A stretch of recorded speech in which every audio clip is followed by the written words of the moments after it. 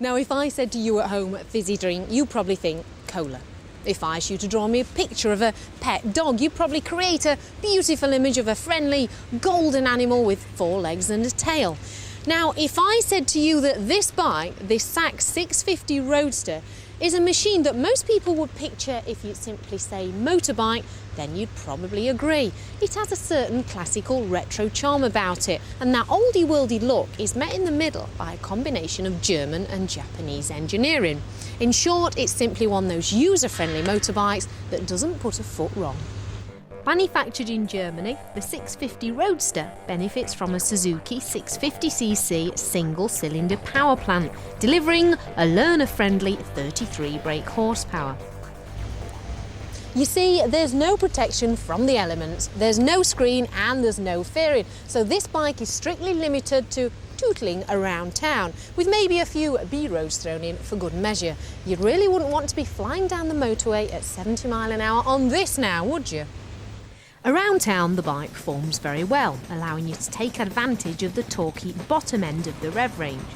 You'll never feel like you have to really work the motor, thus leaving you with less gear changes to make. But gear changes on this bike are rather a pleasant experience.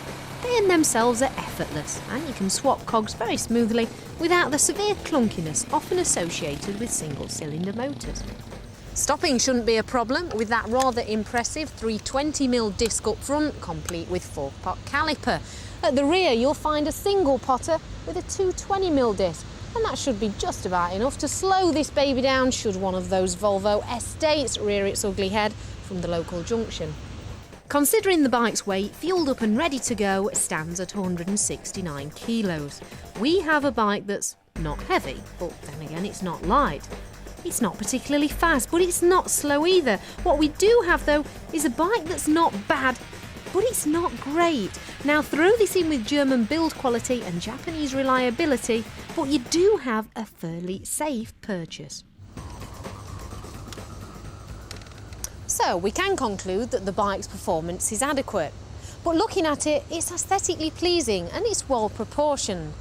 We can only describe it as honest and timeless. But how does it measure up with our bike file scores on the doors? Let's take a look, shall we?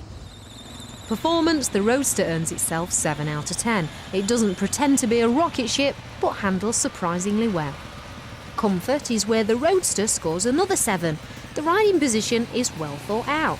The seat itself is forgiving, whilst the reach to the handlebars means even the shorter riders out there can comfortably reach the grips.